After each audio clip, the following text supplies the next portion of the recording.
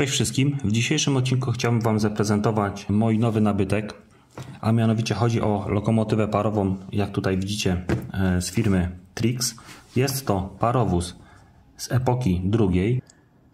Czekałem na taką okazję, żeby zdobyć taki parowóz troszeczkę ze starszej epoki, ale taki właśnie, żeby, jak to się mówi, był wypasiony, żeby miał wszystko, co może mieć dzisiejszy model lokomotywy, i ten właśnie taki jest.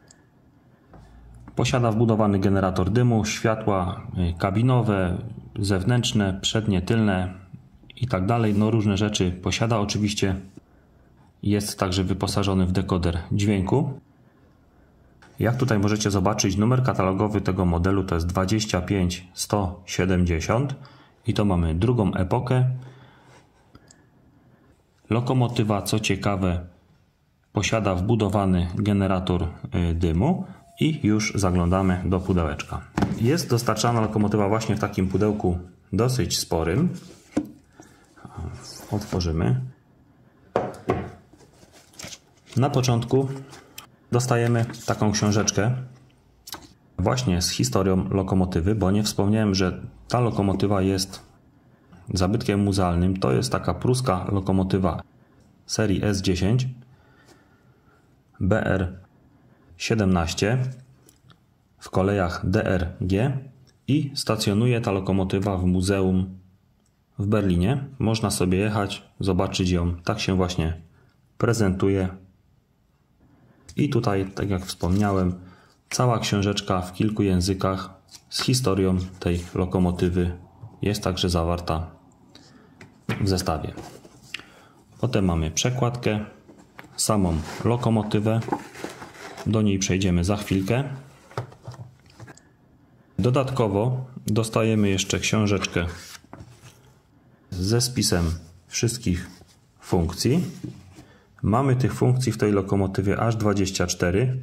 One są tutaj ładnie wszystkie rozpisane.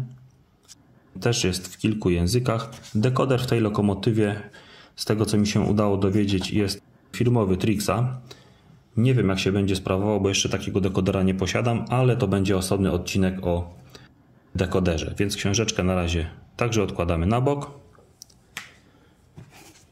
Tutaj taka grubsza przekładka. Do zestawu dołączonych jest także kilka części, takie drobne elementy do zamontowania na modelu. Pewnie nie będę montował. Oraz, co ciekawe, figurka palacza, czyli gościa, który ładuje węgiel do paleniska w zasadzie, i maszynista. I taki zestaw jest dostarczany w tym pudełku. Ja sobie zrobię tutaj miejsce. Na razie raz, dwa sobie to przerzucimy i zajmiemy się lokomotywą. Więc tak, lokomotywa jest spakowana w takie właśnie wytłoczki znane Wam już. Tu muszę to najpierw wysunąć. O, to otwieramy. Ściągamy wszystkie szmatki. I tak się prezentuje model.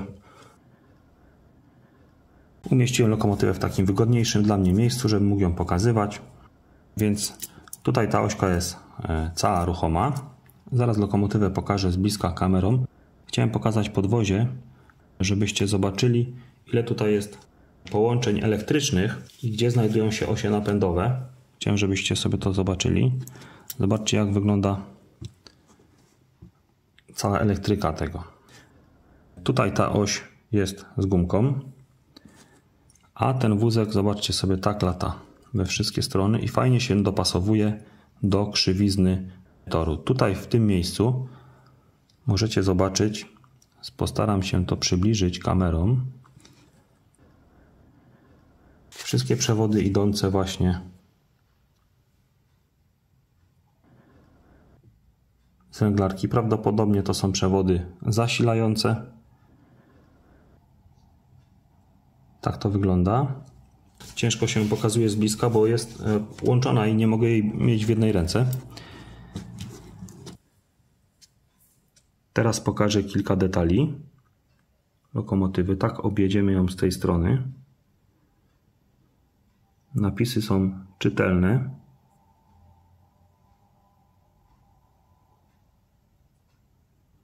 Fajnie to wszystko wygląda. Zaraz pokażę z drugiej strony.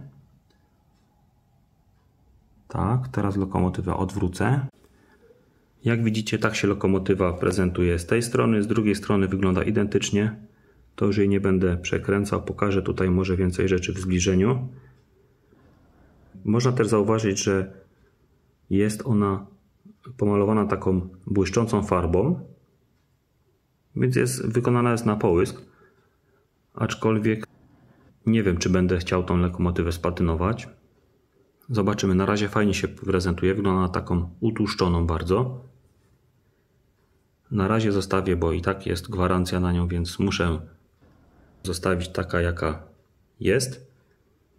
Co ciekawe, lokomotywa jest wykonana praktycznie w całości z metalu, co przekłada się na dosyć głośną jazdę. Będziecie mogli to zaobserwować na makiecie. Ale z kolei jak się włączy dekoder dźwiękowy, jak się uruchomi te wszystkie dźwięki, już tak to nie przeszkadza. Numer boczny lokomotywy to 17008. Tu wszystko dosyć dokładnie wykonane. No i jest to lokomotywa do składów pasażerskich, bo nie wiem, czy dodałem. Tak wygląda. Z tej strony jeszcze szybciutko pokażę. No i cóż, i widzimy się na makiecie.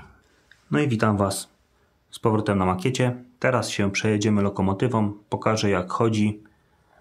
Pokażę też tą troszkę przygłośną jazdę może, ponieważ ona jest w całości praktycznie metalowa, więc jak słyszycie, dźwięk jest dosyć wyraźny.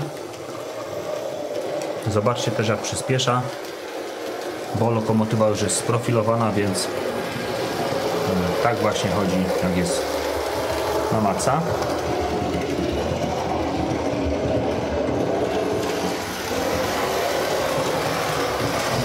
I prędkość konstrukcyjna to 110 km/h, więc troszkę zasuwa. Trochę szybciej niż moja BR42, która jest ustawiona na 80 km/h.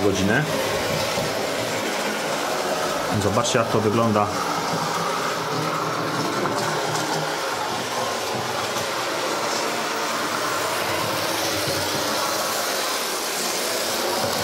Na razie bez świateł, bez innych funkcji, ponieważ to będę chciał omówić w zupełnie innym odcinku. Na to jest za mało czasu w tym odcinku, żeby to wszystko omówić. A tak będzie wygodniej, jeżeli to będzie podzielone na kilka odcinków. I teraz włączam hamowanie. I zwróćcie uwagę, jak lokomotywa długo hamuje.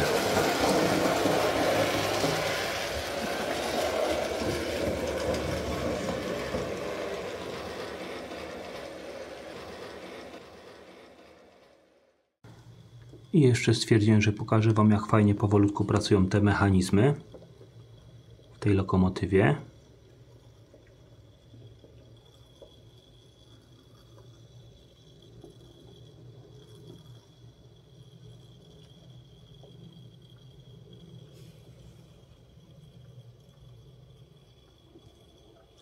Świetnie to wygląda.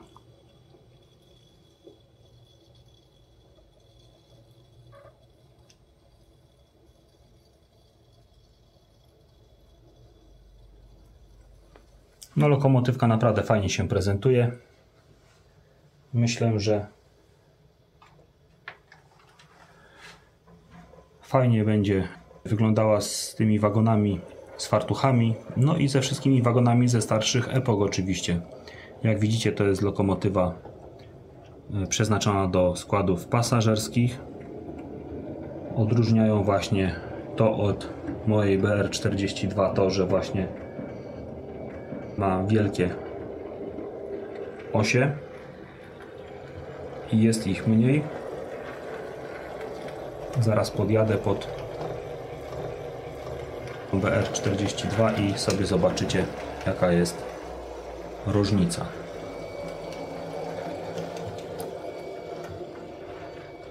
Ok, już jesteśmy. Zobaczcie, jakie malutkie kółeczka ma BR42, a jakie duże ma ta lokomotywa.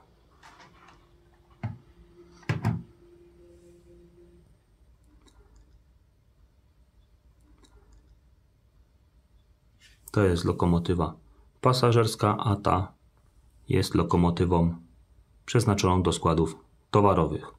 Obie lokomotywy są Trixa i kiedyś na pewno pojawi się odcinek z obydwoma tymi lokomotywami.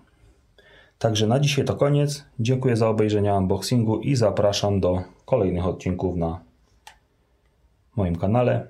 Trzymajcie się gorąco. Cześć.